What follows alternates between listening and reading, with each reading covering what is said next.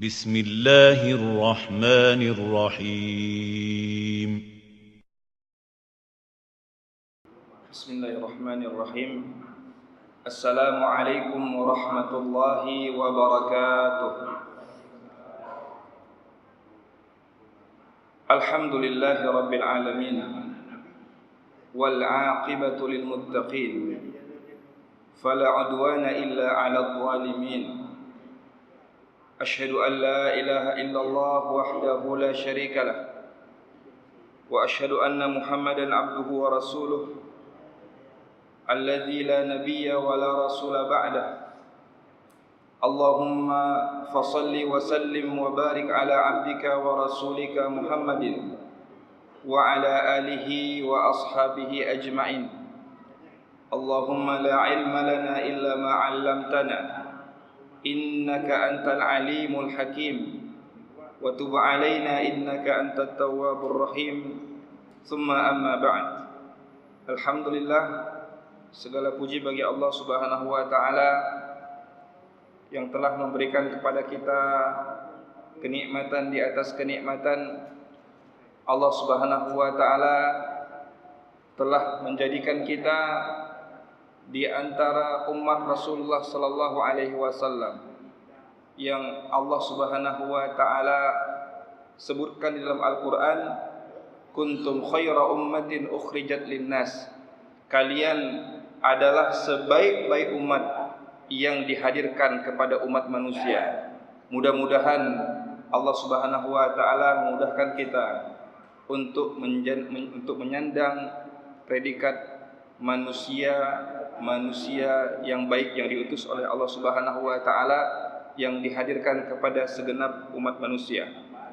Salawat dan salam semoga selalu tercurahkan kepada Nabi Muhammad sallallahu alaihi wasallam, dan semoga salawat dan salam selalu tersampaikan kepada keluarga beliau dan sahabat-sahabat beliau radhiyallahu anhum ajmain.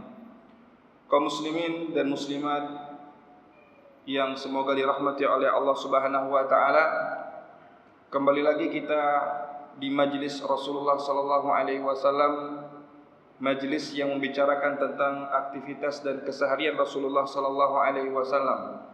Dan kita masih berbicara tentang aktivitas Rasulullah sallallahu alaihi wasallam di waktu asar, di mana Rasulullah sallallahu alaihi wasallam melaksanakan salatnya dengan ringkas. Karena waktu asar ini adalah waktu yang sangat singkat, dan waktu asar ini dekat dengan waktu yang dilarang oleh Allah Subhanahu wa taala, yaitu waktu terbenamnya matahari. Dan di waktu asar ini para malaikat yang bertugas di siang hari, mereka itu bergantian dengan malaikat yang bertugas di malam hari. Kaum muslimin yang dirahmati oleh Allah Subhanahu wa taala, di waktu asar ini biasanya Rasulullah sallallahu alaihi wasallam kembali ke rumah beliau untuk bersengkrama dengan keluarga beliau. Kita melihat dari rentetan peristiwa atau rentetan aktivitas Rasulullah sallallahu alaihi wasallam di waktu subuh, ya, beliau bermunajat kepada Allah Subhanahu wa taala, berzikir kepada Allah Subhanahu wa taala. Setelah terbit matahari, beliau kembali ke rumahnya untuk bercengkrama dengan istri-istri beliau. Kemudian beliau kembali ke masjid di waktu duha, kembali lagi ke rumah di waktu qailulah, pergi lagi ke masjid di waktu zuhur. Rasulullah sallallahu alaihi wasallam setelah beliau beraktivitas di waktu zuhur, setelah melaksanakan salat asar, biasanya Rasulullah sallallahu alaihi wasallam pulang ke rumah untuk bercengkrama dengan istri-istri beliau, untuk mendengarkan apa saja keluhan-keluhan, apa saja problem-problem yang dirasakan oleh istri-istri beliau. Karena seorang dai, seorang guru bukan hanya mendengarkan keluhan-keluhan umat, tetapi seharusnya seorang dai, seharusnya seorang guru juga mendengarkan rintihan-rintihan daripada ummahat. Ya, ada umat, ada ummahat. Umat lebih luas. Ya, yang ada di luar itu ummah. Tapi yang di dalam rumah itu namanya ummahat. Ummahat itu jamak dari kata yang artinya ibu-ibu. Ya, selain umat juga ada problem, ternyata ummahat juga ada problem. Ibu-ibu juga ada problem. Ibu-ibu juga ingin didengar. Ya. Kalau misalnya seorang ustadz, seorang kiai, seorang tengku, seorang alim, seorang guru mendengarkan keluh kesah dari murid-muridnya, keluh kesah dari umat, ternyata Rasulullah SAW juga mendengarkan keluh kesah, mendengarkan saran-saran, mendengarkan juga jawaban-jawaban daripada ummahat, yaitu ummahatul mukminin, istri-istri Rasulullah SAW dan keluarga Rasulullah SAW. Di antara dialog yang singkat antara Rasulullah SAW dan istri beliau adalah sebagaimana yang disampaikan oleh Imam Ahmad dalam musnadnya dan disampaikan oleh Imam Bukhari dan Imam Muslim dalam kitab sahihnya, bahwa suatu ketika di waktu asar, Aisyah radhiyallahu anha bertanya kepada Rasulullah SAW, "Ya Rasulullah, hal ata 'alaika yaumun kana ashaddu min yaumi Uhud?" Wahai Rasulullah, apakah ada hari yang lebih berat bagimu dibandingkan ketika kaum muslimin kalah di perang Uhud? Karena Aisyah radhiyallahu anha merasakan ketika kaum muslimin kalah di perang Uhud, mereka merasa bersedih.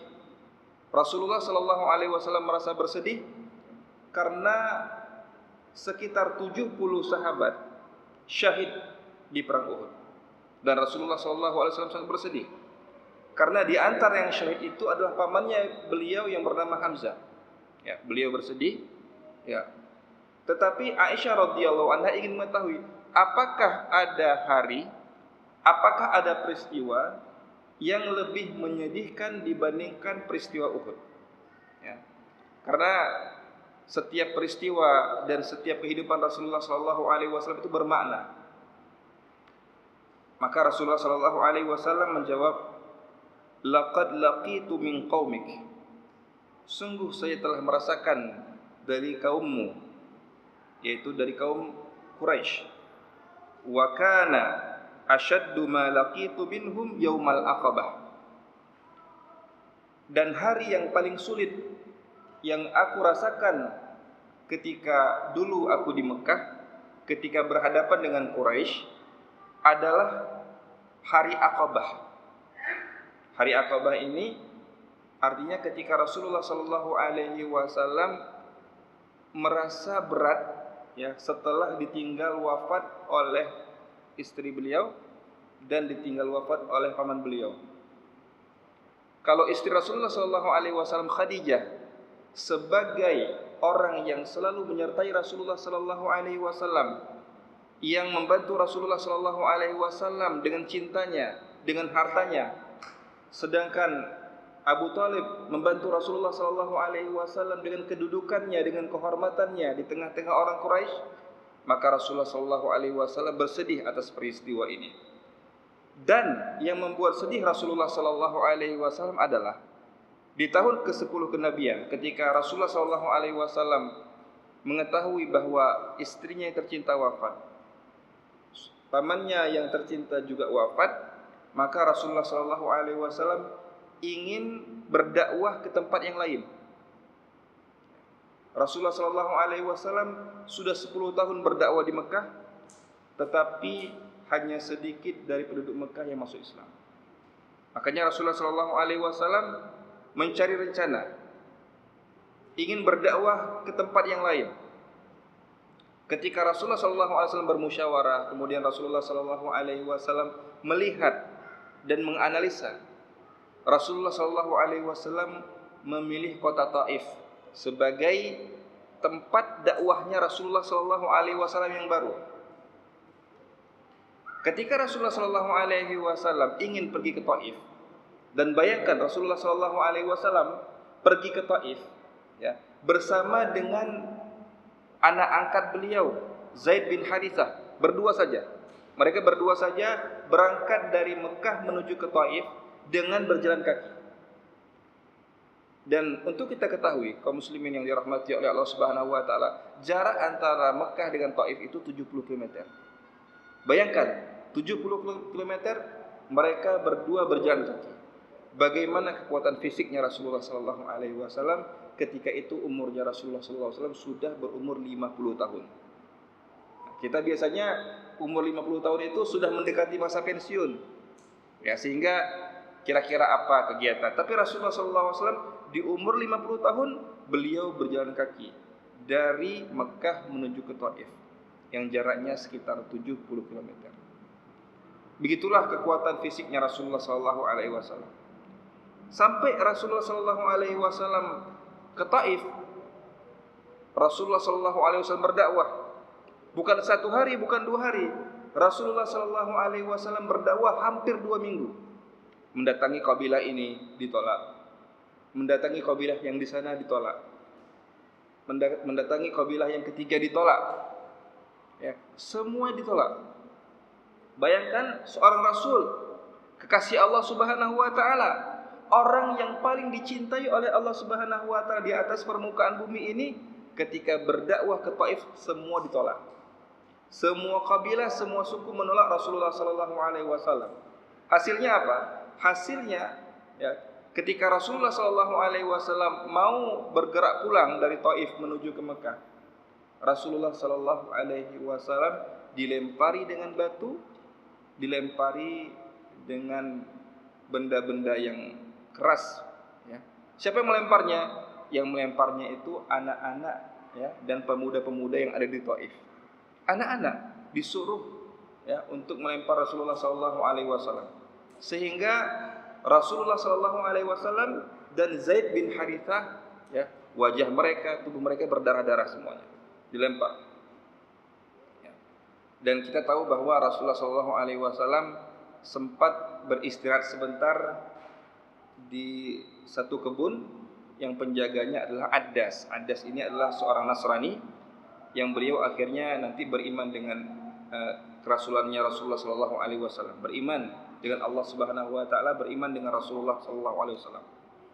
Ya. Di sini, ya, Rasulullah sallallahu alaihi wasallam dari Mekah berjalan kaki ke Taif, berdakwah sekitar 2 minggu, lebih kurang 2 minggu di Taif, beliau ditolak. Ketika pulang, ya, orang-orang Mekah enggak menerima lagi Rasulullah sallallahu alaihi wasallam. Jadi bagaimana? Ini kan satu hal yang menyedihkan, ya. Ditolak di Taif dan tidak diterima di Mekah. Ini kan menyedihkan. Kalau kita seandainya kita orang Aceh, tiba-tiba kita ditolak dari Aceh, kita berdakwah ke Medan, orang Medan juga tolak. Akhirnya nggak tahu mau kemana. Ke Aceh nggak bisa pulang, ya. Ke Medan juga tidak bisa kita berdakwah. Begitulah kira-kira kejadiannya Rasulullah SAW. Itu bagi Rasulullah SAW sangat menyedihkan. Sangat menyedihkan sehingga Rasulullah SAW berdoa kepada Allah Subhanahu wa taala. Allahumma inni ashku, ya, dha'fa quwwati. Ya Allah, sesungguhnya aku mengadukan kepadamu tentang lemahnya kekuatanku. Seorang yang beriman kepada Allah Subhanahu wa taala, ya, ketika dia mendapatkan musibah, haruslah dia itu mengakui bahwa dia makhluk yang lemah. Karena apa? Karena makhluk yang lemah membutuhkan zat yang maha kuat untuk membantu. Kalau misalnya orang yang tidak beriman kepada Allah Subhanahu wa taala, ya, ketika dia sudah ditolak di Taif, ketika dia sudah ditolak di Mekah, biasanya orang yang tidak beriman kepada Allah Subhanahu wa taala bunuh diri. Kenapa? Karena sudah malu, ya, dengan kaumnya ditolak, dengan orang Taif ditolak.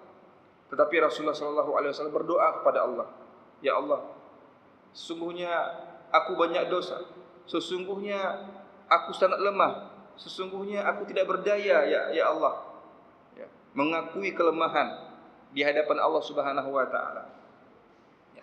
Jadi ini merupakan salah satu adab kita kepada Allah Subhanahu wa taala dalam berdoa, ya. Jadi ketika berdoa itu jangan langsung, ya, Bismillahirrahmanirrahim. Alhamdulillahirabbil alamin, ya. Ya Allah, berikanlah saya mobil, berikan saya rumah, berikan saya istri yang solehah. Ya. Enggak. Sebelum kita berdoa kepada Allah Subhanahu wa taala, kita mengakui kelemahan kita. Kita mengakui bahwa kita itu fakir. Kita mengakui bahwa kita itu lemah. Kita mengakui bahwa kita itu tidak berdaya. Hanya Allah Subhanahu wa taala yang bisa membantu. Begitulah adab yang diajarkan oleh Rasulullah sallallahu alaihi wasallam, dan hasilnya apa? Hasilnya Allah Subhanahu wa taala menurunkan dari langit malaikat, ya, yang tugasnya menjaga atau mengamankan gunung-gunung yang ada di dunia. Ini kepala malaikat yang bertugas untuk menjaga gunung-gunung yang ada di dunia. Karena, ya, sebagaimana yang kita ketahui dalam surat Al-Qari'ah, ya, ketika gunung-gunung ini bergerak, ketika gunung-gunung ini sudah tercabut dari tempatnya, ya, maka dunia ini juga akan bergerak.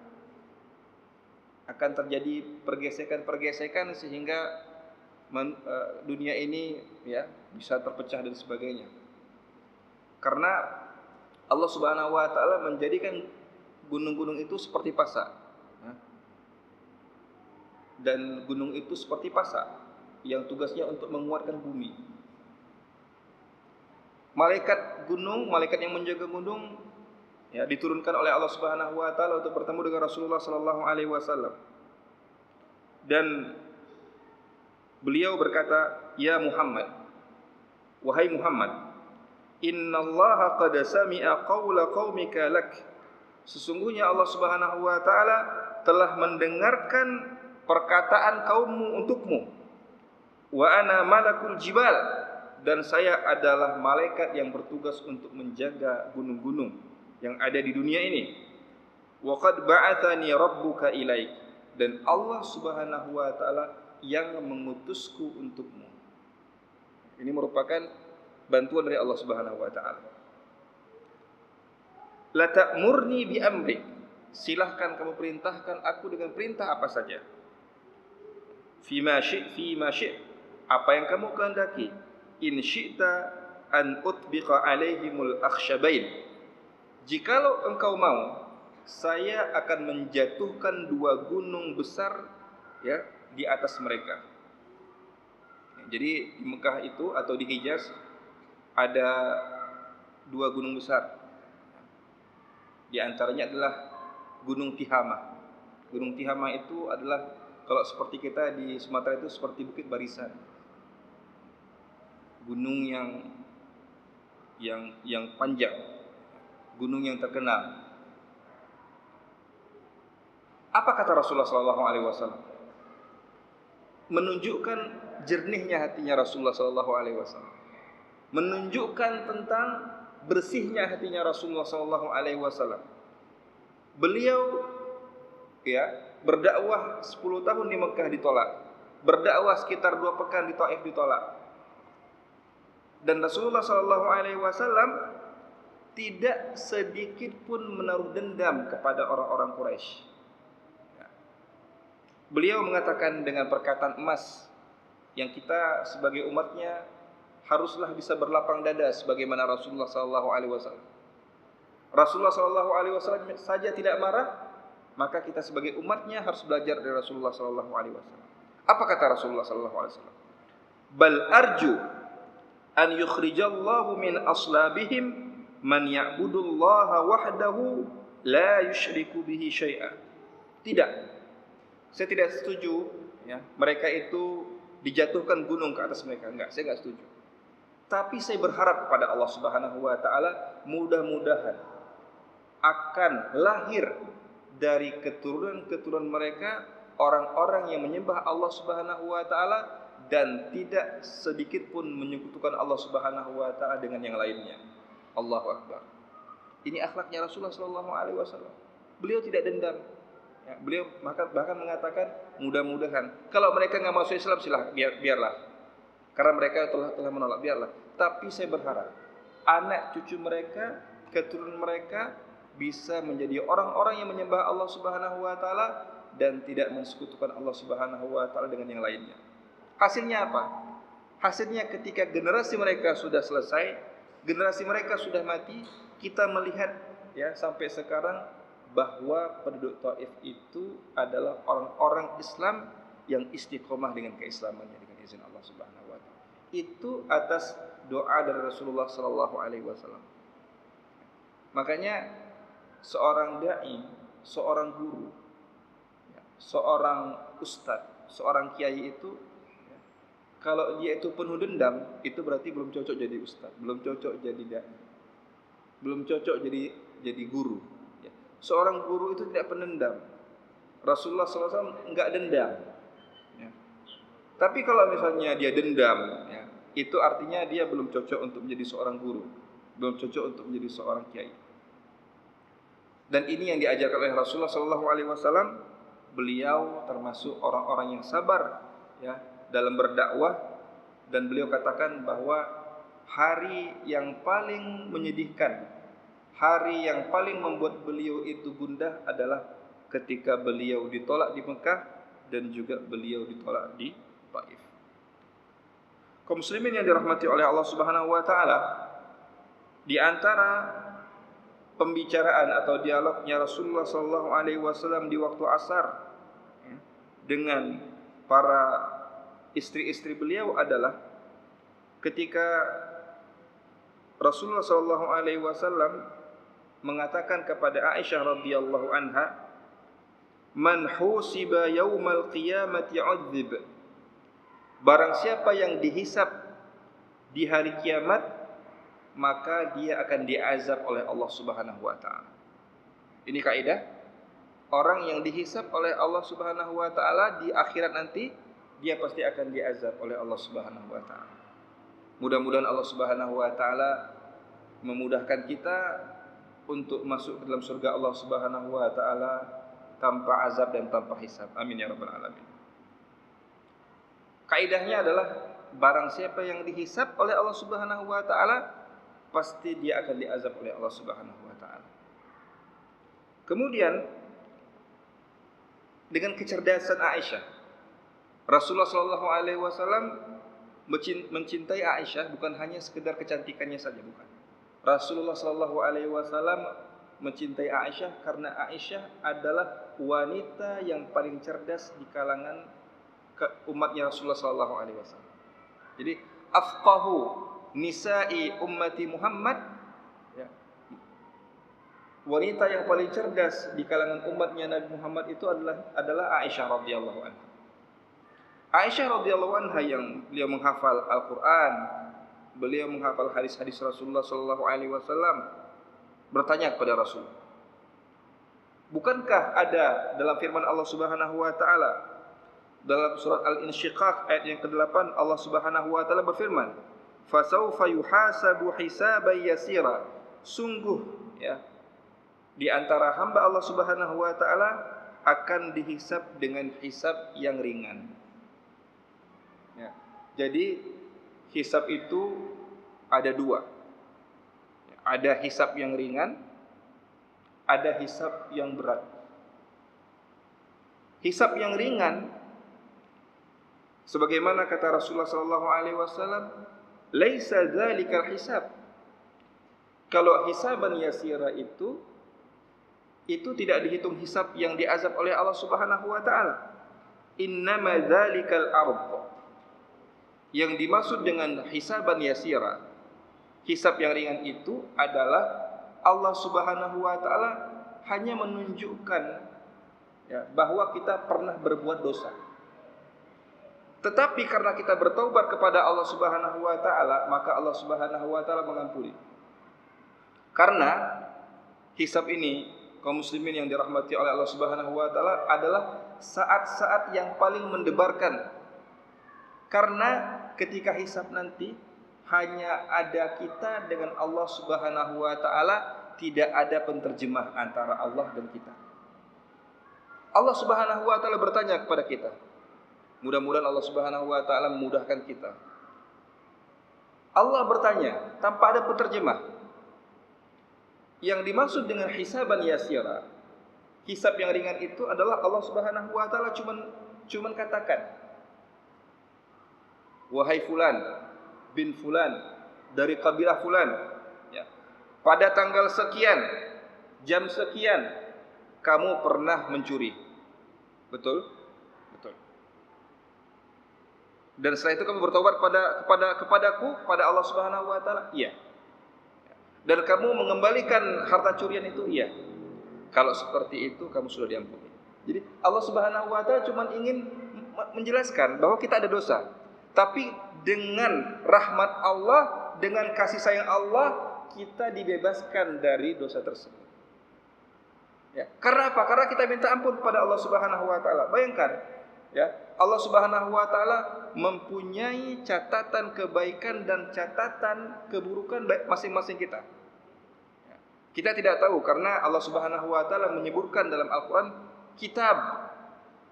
Kitab. Ya, jadi orang menyangka kitab itu kitab. Kita nggak tahu apa itu kitab. Tapi semuanya, ya, semuanya yang kita lakukan di dunia itu ada datanya. Ya, kita tidak bisa mengelak. Makanya dalam surah Yasin, al-yauma nakhtimu ala afwahihim. Pada hari ini kami tutup mulut-mulut mereka. Kenapa? Karena mulut itu kan masih bisa berkilah. Ya. Ketika kita berbuat dosa kan kita masih bisa berkilah dengan mulut kita. Tapi Allah Subhanahu wa taala mengatakan wa tukallimuna aydihim wa arjuluhum.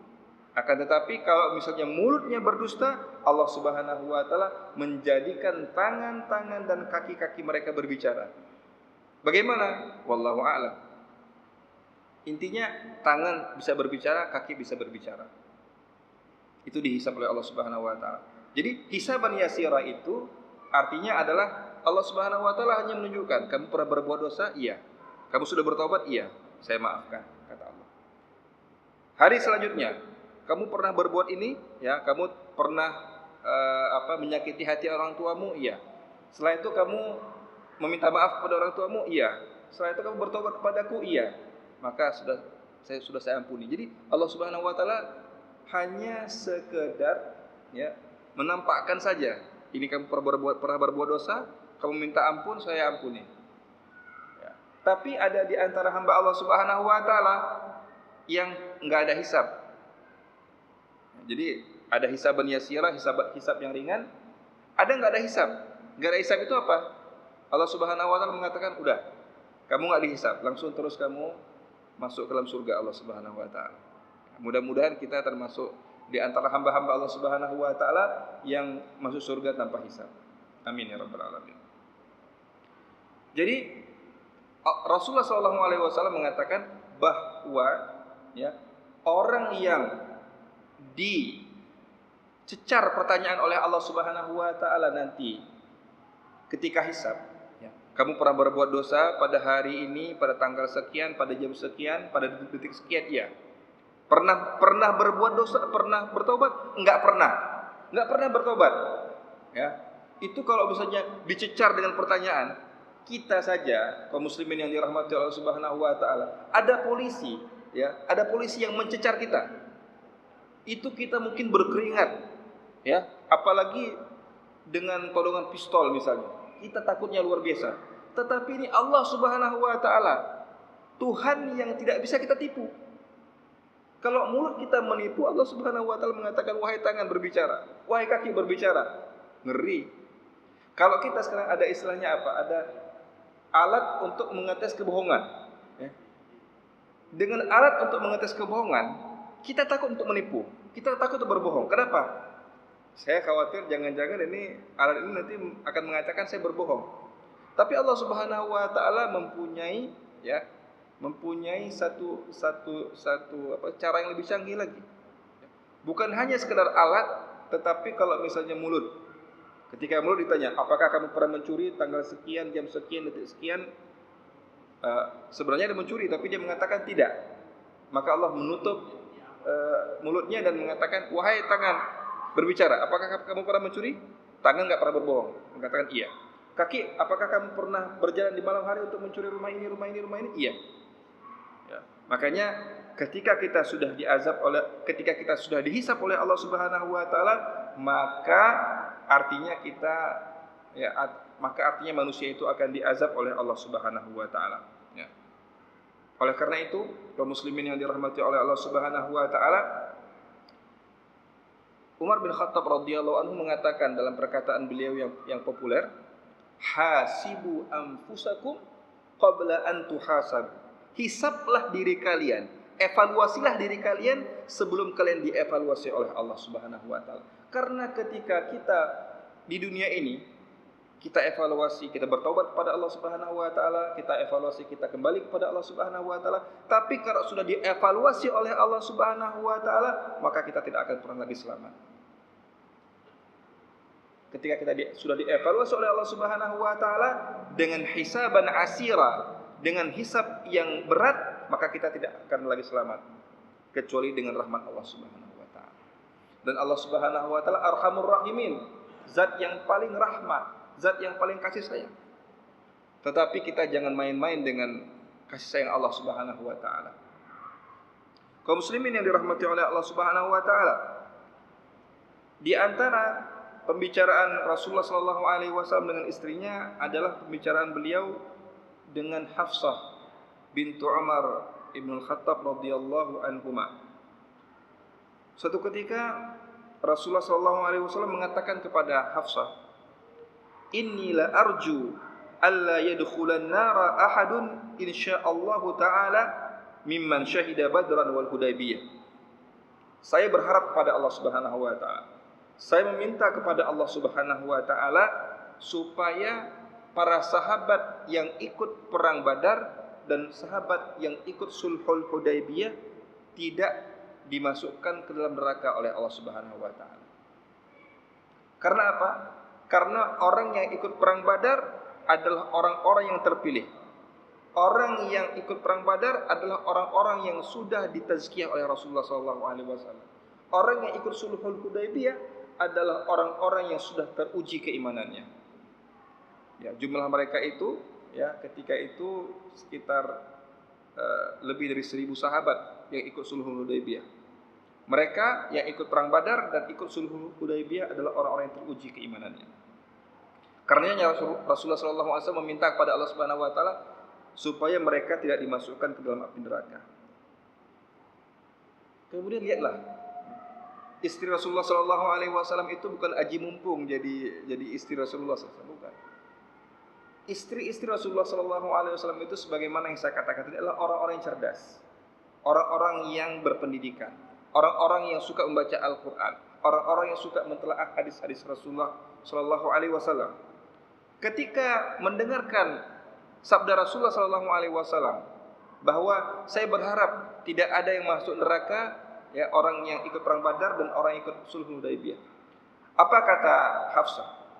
Bukankah Allah Subhanahu wa taala telah berfirman dalam surat Maryam ayat 71, wa im minkum illa wariduha kana ala rabbika hatman maqdiyya. Setiap dari kalian, kata Allah Subhanahu wa taala, pasti akan melewati neraka. Ya.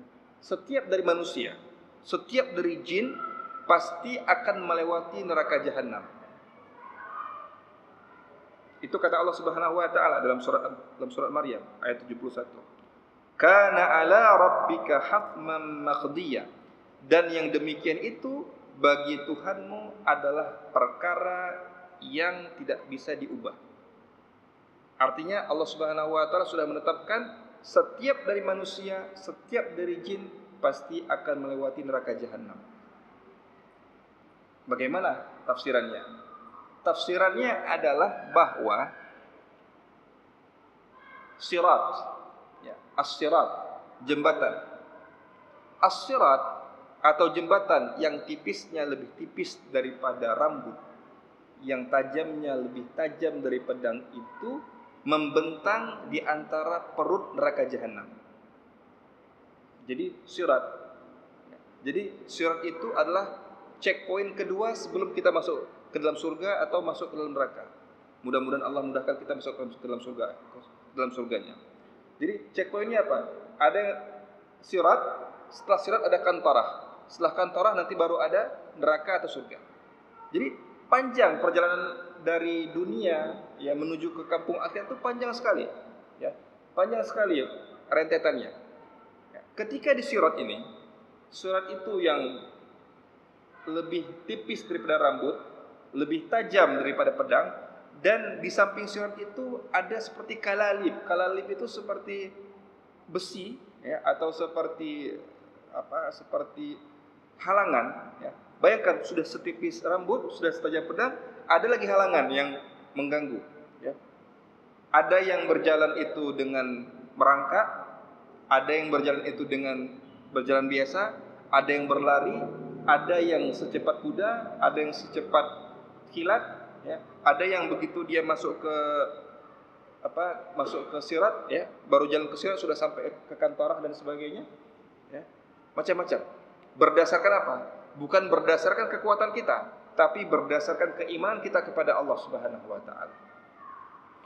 Itu ya, disitulah nanti ya Allah Subhanahu wa taala, kalau misalnya dia itu penghuni surga, dia selamat. Yang jalannya tertatih-tatih, yang jalannya itu berlari, dia akan selamat.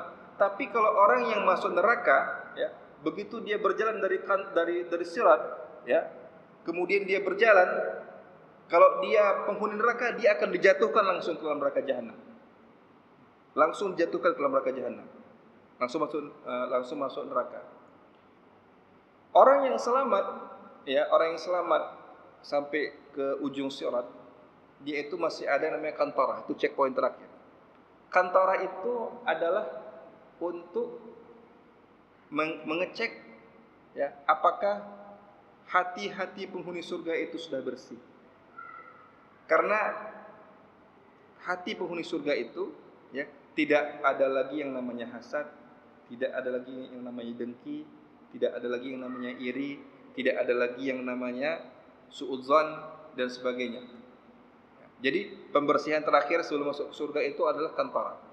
Tapi berdasarkan hadis Rasulullah SAW, orang yang beriman, orang yang kafir, orang yang munafik, semuanya melewati sirat. Dan sirat itu berada di atas perutnya neraka jahanam. Artinya apa? Artinya semuanya melewati itu. Tapi ada yang selamat dan ada yang terjatuh. Makanya kata Rasulullah SAW, alam tasmi'ihi yaqul, apakah kamu tidak mendengar firman Allah Subhanahu wa taala, thumma nunajjil ladzina taqaw wa nadharu adh-dhalimina fiha jithiya.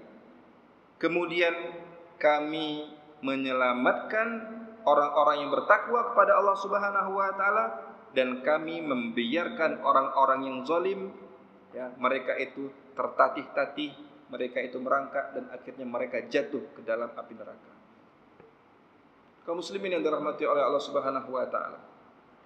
Allah Subhanahu wa taala Maha Pengasih. Allah Subhanahu wa taala Maha Penyayang. Karena kasihnya Allah Subhanahu wa taala, karena sayangnya Allah Subhanahu wa taala kepada kita, Allah kirimkan kepada kita itu rasul-rasul. Allah Subhanahu wa taala kirimkan kepada kita kitabnya. Untuk apa? Untuk menjelaskan bahwa di sana ada surga, di sana ada neraka. Di sana ada keimanan, di sana ada kekufuran. Di sana ada ketauhidan, di sana ada kesyirikan. Orang yang memilih keimanan, orang yang memilih ketauhidan, maka dia akan selamat. Orang yang memilih kesyirikan, memilih kekufuran, maka dia akan dijatuhkan ke dalam api neraka.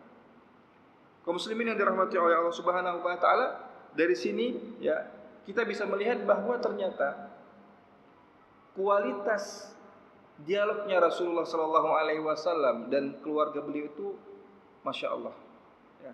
Karena apa? Karena dialognya Rasulullah sallallahu alaihi wasallam dan ummahatul mukminin itu berkualitas. Ya. Coba kita lihat ya, dialog kita di keluarga, apakah dialognya sekualitas ini, yang hebat ini? Maka marilah kita ya, di antara hal yang kita bisa lihat ya, dari dialog Rasulullah sallallahu alaihi wasallam, dialog Rasulullah sallallahu alaihi wasallam itu bukan hanya sekedar bercanda tanpa arah, tapi dialognya Rasulullah sallallahu alaihi wasallam yang kita lihat di sini adalah berkisar tentang bagaimana menghubungkan kita dengan akhirat. Bagaimana menghubungkan kita dengan surga Allah Subhanahu wa taala. Bagaimana menghubungkan kita dengan Allah Subhanahu wa taala. Jadi dialognya itu menjadi dialog yang berkualitas. Dialog antara suami dengan istri. Kaum muslimin yang dirahmati oleh Allah Subhanahu wa taala, ternyata Rasulullah sallallahu alaihi wasallam di waktu asar juga beliau terkadang memenuhi undangan-undangan dari sahabat-sahabatnya. Di antara yang disebutkan dalam Sahih Muslim, dalam Sunan Ibnu Majah, bahwa di waktu asar terkadang Rasulullah sallallahu alaihi wasallam bercengkrama dengan keluarganya. Terkadang Rasulullah sallallahu alaihi wasallam memenuhi undangan sahabat-sahabatnya.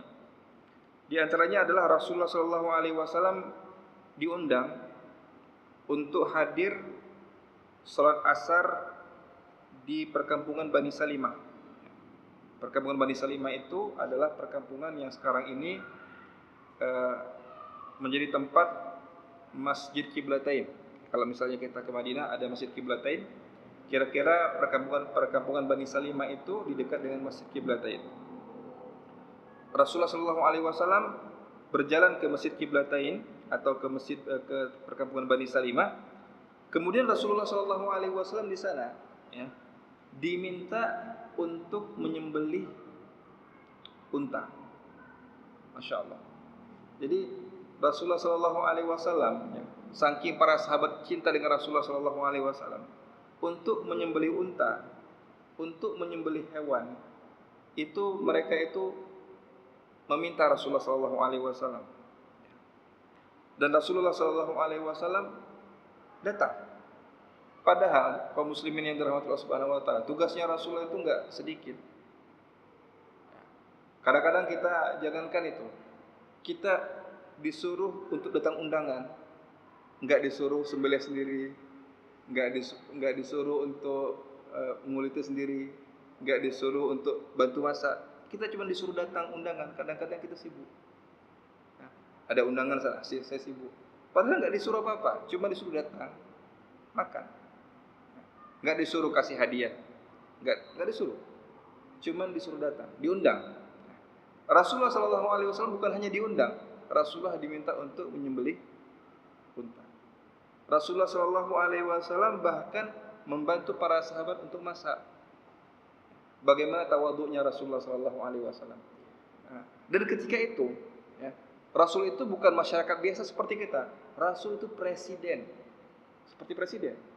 Rasulullah seperti raja. Pemimpin umat, panglima perang. Ada enggak kadang-kadang panglima misalnya di sini? Ada apa? Panglima besar misalnya, kita bilang, "Pak Panglima, datanglah ke rumah saya, Pak." Untuk apa? Sembelih kambing di rumah saya. Dia bilang, "Saya enggak sempat." Jangan pernah berusaha saya lagi. Saya sibuk. Rasul kurang apa sibuknya? Kalau misalnya seorang panglima mungkin tugasnya satu negara, Rasul itu tugasnya bukan satu negara. Tugas Rasul itu sebumi. Bukan satu negara, sebumi. Walaupun ketika itu Islam itu baru tersebar di seluruh jazirah Arab. Tapi tugasnya Rasul itu bukan tugas kecil, tugas besar. Tapi Rasulullah sallallahu alaihi wasallam dengan kesibukan beliau, dengan aktivitas beliau datang untuk memenuhi undangan para sahabatnya. Kemudian Rasulullah sallallahu alaihi wasallam menyembelihnya, kemudian Rasul membantu untuk memasak, dan Rasulullah sallallahu alaihi wasallam makan dengan para sahabat beliau. Ini menunjukkan tentang kecintaan Rasulullah sallallahu alaihi wasallam kepada para sahabatnya dan cintanya sahabat Rasulullah sallallahu alaihi wasallam kepada Rasul, dan Rasul cinta kepada mereka. Karena ini pelajaran, karena sebaik-baik pemimpin itu adalah pemimpin yang mencintai rakyatnya dan rakyatnya mencintai pemimpin tersebut. Dan sebaik-baik pemimpin adalah pemimpin yang berdoa untuk rakyatnya dan rakyatnya berdoa untuk pemimpin tersebut. Dan seburuk-buruk pemimpin adalah ketika rakyatnya membenci dia dan dia membenci rakyat.